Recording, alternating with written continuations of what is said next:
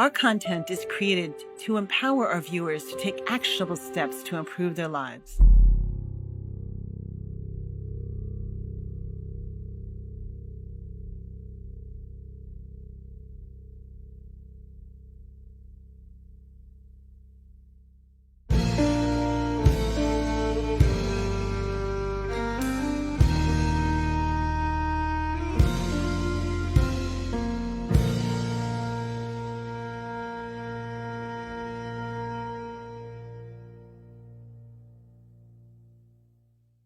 Welcome to Beyond My Crisis. I'm your host, Ron Rosnick. And I'm Vivian Gaspar. And today we have Lise Gottlieb. She is the e-commerce queen of Denmark and CEO and founder of BizBoost Group. She's also an international best-selling author of the book, A Guide to Grow Your Business with Social Media Marketing.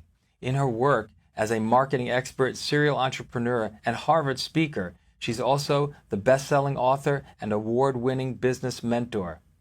Lise, thank you so much for coming here to share your very valuable expertise on helping business owners understand the nuances and some very large points to having their business being extraordinarily successful. Lise, technology is such an important component for a business owner to grow their business. Tell us why this is such a key part. It's because there is so much money spent online. It is increasing year after year after year, and it still is. And as a business owner, you don't want to miss out on that huge spending value that is in that market. Therefore, you need to have an online presence. So a lot of businesses have an online presence. They put up a simple WordPress site or MoPro or something. Today, that's not enough. What do you see the necessities for a business today on the web presence? I think that, first of all, a lot of businesses who have this kind of old website you talk about, they see it more like they have a business card. It's a business card. Yeah, but it's static. Nothing is going on there.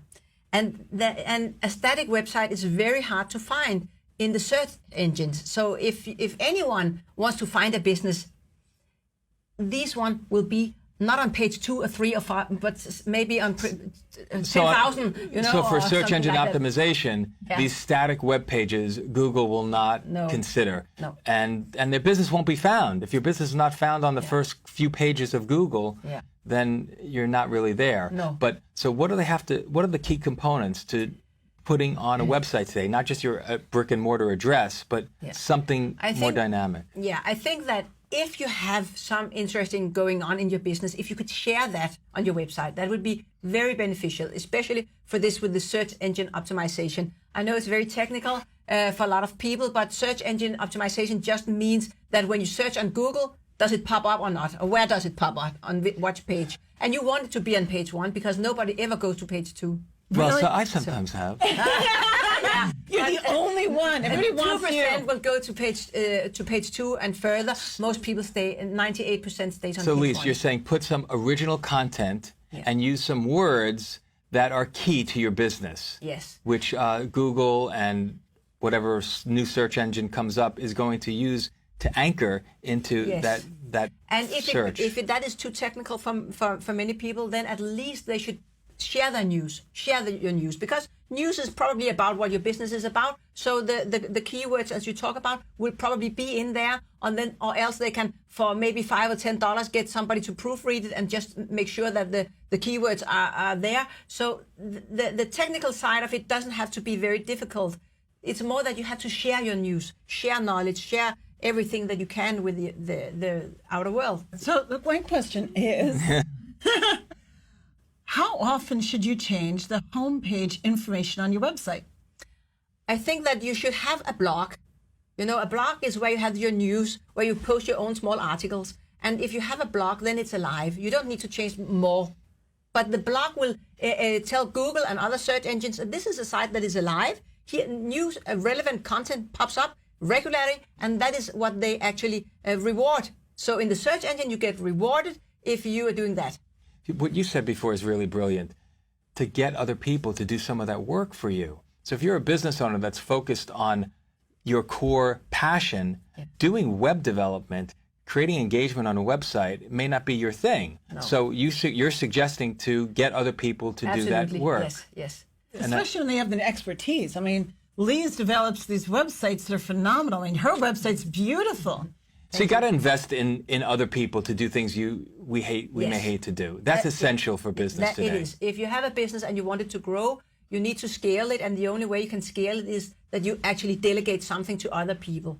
Maybe you're somebody you have hired in your business, but it can also be external, where you just purchase whatever service you need. But you help guide people to find the right components to help them with that. Yes, I do. How relevant is it to have videos on your website? I mean, a lot of the individuals who have been guests on our shows, they have the relevancy of clips and videos on their homepage of the website or in other pages. Does that help the SEO at all? Yes, it does. I think the relevancy of videos is really, really high and very key. So, you know, nowadays people want to watch videos. They don't want to read long text or anything. They just want to have the content very short and clear and precise. Like 7 seconds of video, that's it. So if you Unless they're taking Adderall or something. Exactly. If you can make a video that you have on your website, just 60, 70 seconds video that explain the core of your business and why they're there and what they can get, what's in it for them. That's what it's all about. Then you have actually made a very big step towards getting leads and potential clients this way. And the other thing is that Google and all other search engines, they analyze videos, so they know what words are spoken in that video. So that will also benefit your overall search engine. Yeah, and with that note, we'll be right back to talk more about how to improve your website for your business. We provide is the experience that physician assistant or pre-PA students need. The success rate of our program of having students accepted the PA school is 97%. All our students we have relationships with. Many of our students come back and help out. There's a lot of different challenges, but the students, we just do rapport with them, and they're like our children. They really are.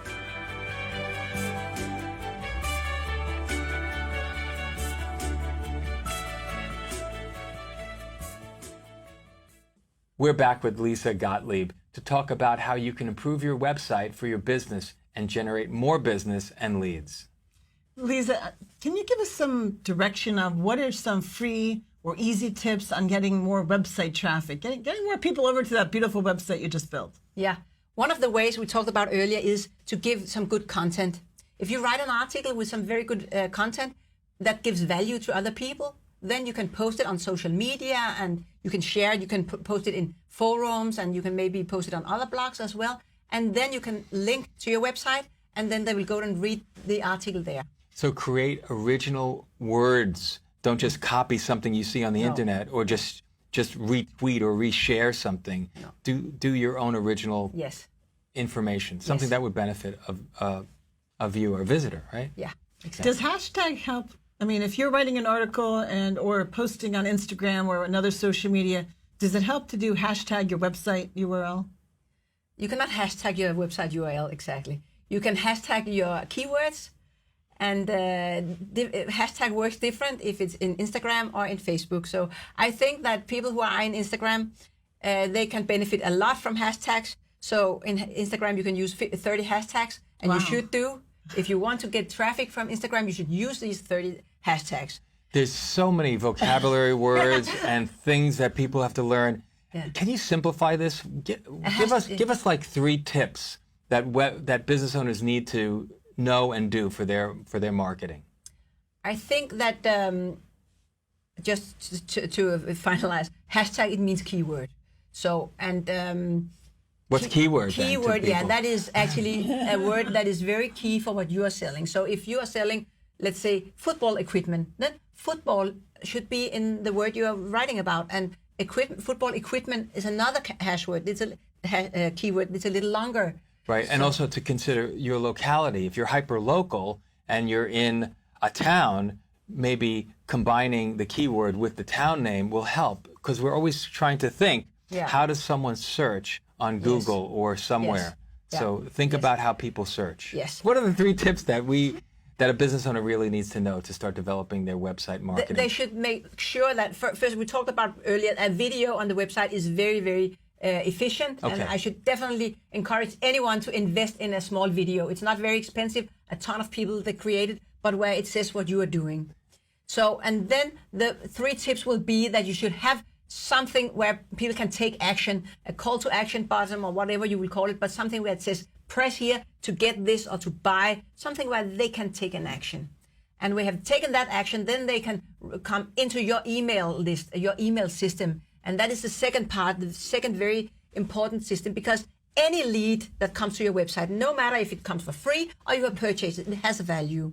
There is a potential client at the end. So you need to collect all these emails, and then you have to write to them regularly, and you have to send them very valuable content. So if you have posted a blog, an article on your blog, it will be very wise to send an email to all these people on the list. I have a new interesting article on my blog. Please go and read it. It's about this and that. So the key is a business owner needs to ask the question, how do I collect email addresses that are relevant to my business? And they have to keep answering that. What do I do? What do I offer on the website? A PDF file?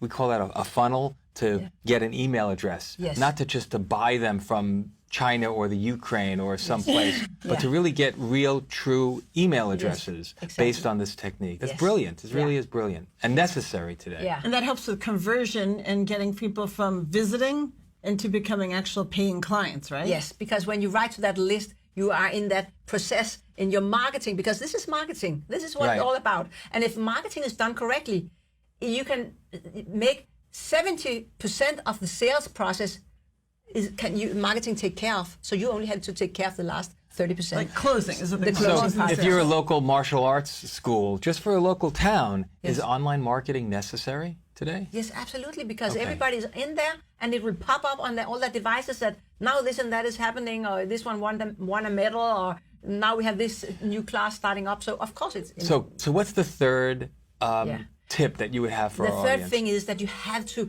create what's called a sales funnel with these two things. The first one where they opt in, the second one where they get on the list, and the third thing is that they have to go into this funnel. The funnel is a system where we send out these automatic emails and where we send them to new products or new offers so that they can actually spend their money with you.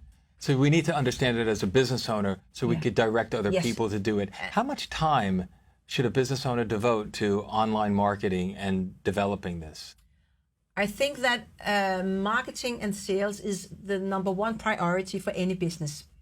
So, and you must invest that much time it takes until you have a pipeline that is full, that generates the leads and the sales that is necessary for your business to thrive. I have to trust that because you're the expert. That's really important to know. My other burning question really is, Facebook really wants you to pay for boosts that we talked about, but what about Facebook ads? Where is a better place to put your money? Because it seems very inexpensive to have the ads, but I know there has to be a strategy around that. Yeah, I think that the strategy is that if you choose a group of who should receive your ad, if you make it very broad, it's very expensive. So the better, the more knowledge you have about your leads, the better campaign you can create, and also the cheaper price you get the leads for. Right, you mean who your target market is, right? Right, so if you're targeting teenagers, then Instagram is better. Don't do Facebook, because they don't even look at Facebook. Yes, that's another thing that what media they look at. But what I think is,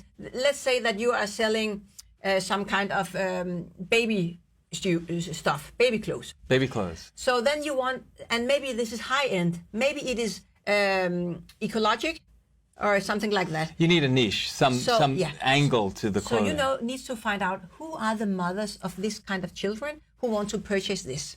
It's not just women. It's not just women between 25 and 45. It's not just women who live in that neighborhood, but it's also women who read this magazine, who make this much money every month, who drive this kind of car, who have this kind of interest, who read these magazines, and maybe participate in this kind of groups. That sounds exhausting. How does a business owner even find this information out then? The best customer he has. So then you're profiling. They try to take the profile of the best customer they have and say, what are their interests? Where do they live?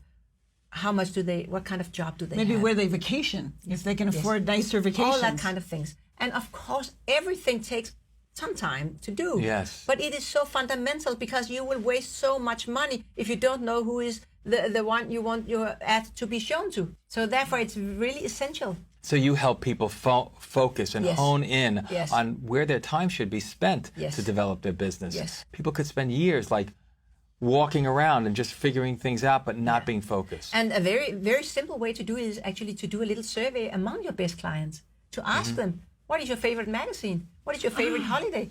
How much money do you earn per year? And then give them Wait, some. you're telling your clients are actually going to tell you how much they earn a year? Maybe, maybe not, but put in the question you think that are relevant and that you will ask them. So create questionnaires, create A surveys. Yes. A small survey can be for just a smaller amount of your clients or a bigger one, but you want And do to it be on online. The best. Yeah, online, yeah, and you can give them a reward for answering it. Oh, like 50% off your next purchase. Yes. This is really overwhelming information for someone who doesn't know. So I'm so grateful that this is a service that you offer. 'Cause it's already making my head spin. Okay, We're going I'm to take a sorry. little bit of break and learn a whole lot more when we come right back. We provide is the experience that physician assistant or pre-PA students need. The success rate of our program of having students accepted the PA school is 97%. All our students we have relationships with. Many of our students come back and help out. There's a lot of different challenges, but the students, it's to rapport with them, and they're like our children. They really are.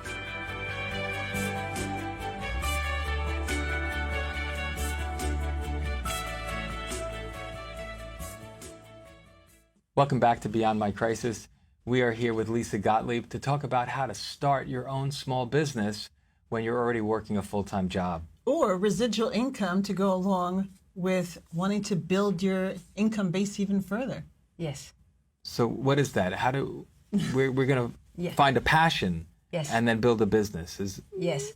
You have to have something that you're passionate about or something that you're very skilled or talented at that you can share with the world. So, for instance, if you have something that you are good at and you can teach it to other people, it can become a very, very beneficial business. And a lot of people don't see that as a business, but the knowledge they have, it has a value for other people who want to learn this. So if we can teach them, if I can teach them, show them how to get this message across to a lot of people, then they can actually do the teaching maybe just once, record it on a video, and sell it to a lot of people. So the key is, if you have wisdom, share it. There are other people that can use it. Yes. If you don't know how to express it, you don't know how to say it, you don't know how to record it, Yes. someone like you could be the coach and help them get that content ready and available. Yes. And then you can guide them to how to monetize that. Yes. So people should always have a side business then. I mean, if you're a W-2 employee, you're paying crazy taxes to the government, and having a side business is an amazing tax deduction too. So Yes. It is. that's really good. It's just nice to have a service. So, for example, you could be good at putting on someone's makeup, and you might think that's a silly thing, but there's a lot of women who's maybe have a neurological disorder, or they have arthritis, or some issue where it might be a challenge for them, but they still need to do this to work on a daily basis. So, maybe the little things that might not sound like very impressive, but it could add up. Yes, it can, absolutely. So don't ever think that this is not something. You should think of, if you like it, if you're passionate about it, probably somebody else is also. Right. That's the first thing. So and somebody wants to learn it if they don't already can do it. That's the first thing. And if the second thing is, can you monetize it? Will somebody be able to, will they pay you for this? Maybe you think they won't, but you have to see yourself in the position before you got this knowledge. What you would give to get into this position. So if someone doesn't have a business and they don't know what they should be doing, can they contact you to ask you and get coaching to figure it out? So you'll help. They can do that, yes. Yes. On my website, I do have a free gift that is 100 ways to make money online. Most people can find a way between these 100 ideas about how they can make money online. Yeah, out of 100 suggestions, one of them should work. Maybe at least 10 out of 100. What is one of the niche ways that you help people get a business started? I have actually several programs. One of them is for e-commerce. And that means if you if you have a special knowledge within an area, you can build an online business around that area. So selling physical goods is one area. Another area is actually choose between these 100 of ways. If you want to make a little side business, how do you get started? Another way is existing businesses who just need to be more present on social media. So then we work on that specific area, how to get more followers on your Facebook page, how to turn them into clients. Wow. There's so many different ways. I mean, nowadays it's almost as in if you want money, it's just there for the taking because it seems easy to contact you as the expert and they get some guidance and then they could start making money pretty quickly. And that is actually true. The problem is that you need to focus. You need to focus and decide which one do you want? What way do you go? Because you cannot do it all. There are so many options. So if you want to do social media, you want to sell e-commerce, you want to teach and you want to do videos and coach, it's not possible. Right. For a human. And you know what you're saying is so true. And we're going to take a break and we're going to talk about when we come back how to remove all of that complication and simplify things with Lise Gottlieb. We'll be right back. We provide is the experience that physician assistant pre-PA students need. The success rate of our program of having students accepted the PA school is 97%. All our students we have relationships with. Many of our students come back and help out. There's a lot of different challenges, but the students, it's to rapport with them, and they're like our children. They really are.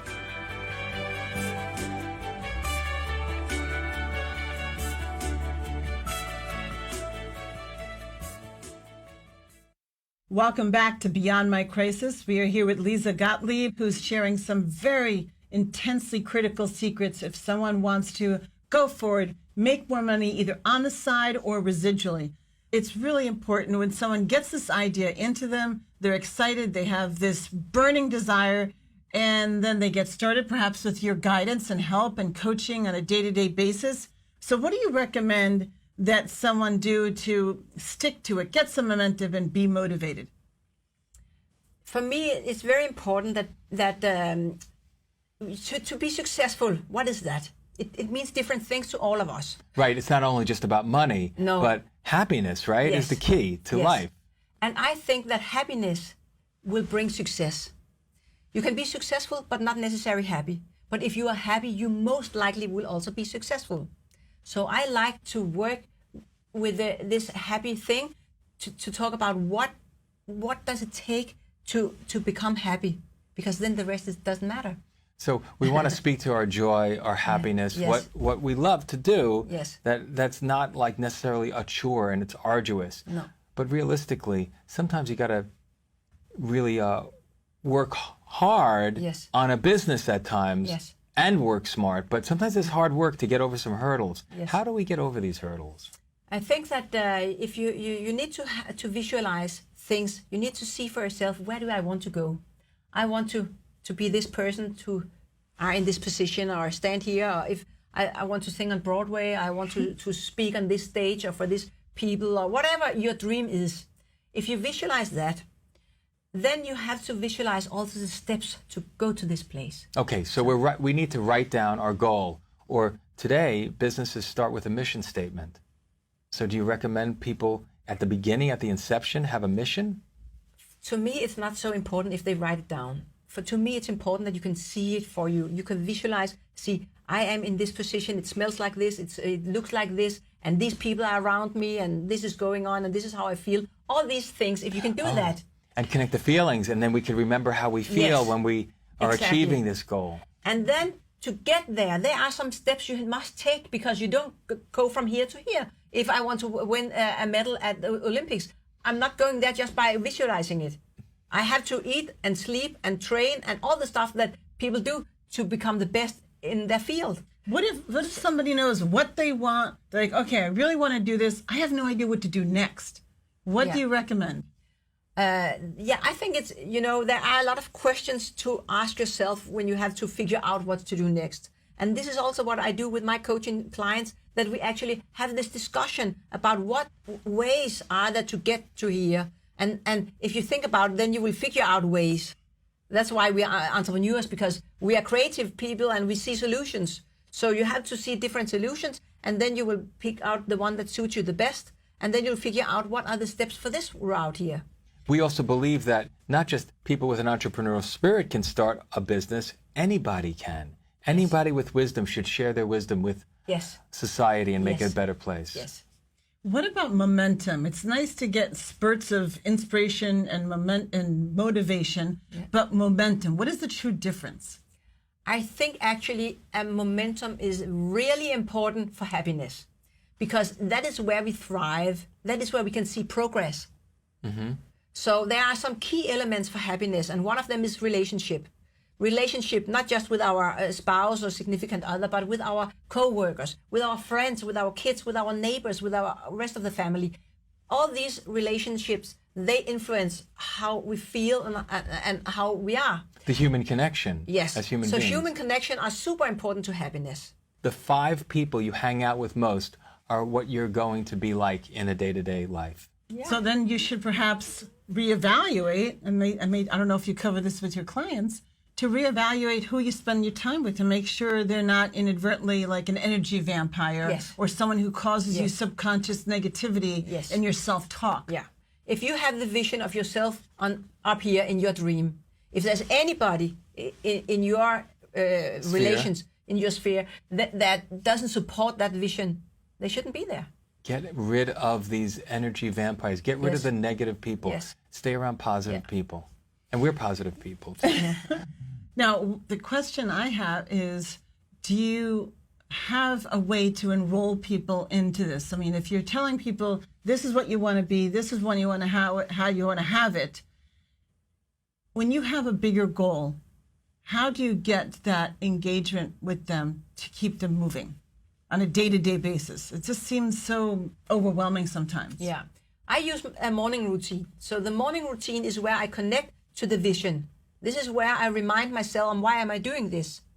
And it's also where I tell myself, I talk with myself about what are the important things to do today. Because there's a ton of things that will, try to pull me in all directions immediately when I enter the office. But when I sit in the morning, everything is quiet and I have my vision. I know, okay, today I need to fix this single thing, because that will make a huge progress in that project I'm working at right now. Is one of the most singly important things in the morning to do meditation? It should include meditation. I think that, because it's really powerful for the mind. All research shows that now, that it's really, really healthy and powerful to do meditation. It's really powerful to do visualization. It's really powerful to talk nice to yourself. Most people doesn't talk nice to themselves. They tell you are a fool. I know it from myself. I play tennis. Sometimes I think, okay, you cannot serve, or you cannot. It's not the right thing to say to yourself. Right. Say, oh, you can actually do a good forehand. You just have to hit it more from the below. And I think then I can do it. Yeah, and I think Blair Park wrote a book called Little Voice Masteries on how we hijack our mind, especially for salespeople, that take us away from our vision and our goals. Yes. So we have to be mindful of our inner conversation. I had a tip, and that is, you should talk to yourself like it is your grandmother who talks to you. Because she will always support you. She's always caring. The and good loving. grandmothers out there. There might be a few, and you should take the other grandma. But mostly you remember them as somebody they're not strict like your mother. Nurturing. They are much more nurturing Kind and forgiving. and they can see potential in you. So, wonderful. Yeah, so that's a little tip. Thank you. I have also heard that it's a good formula to give out 5 times more compliments to others than you criticize. And that helps yourself, too, because you feel better when you're making someone else feel better. Yes. And it elevates your mood, too. Absolutely. So multiple benefit. Yeah. So another tip would be compliment other people in Yes. your day. Absolutely. Jacket you have on. I love the sparkle and the blouse. Thank you very much. Well, that's what we have for this episode of Beyond My Crisis, because being a business owner and being a person who just wants to find a way to do better and elevate your life and help your family just have a more fulfilling life, we're so grateful that Lise was here with us, and that is how you get beyond your crisis.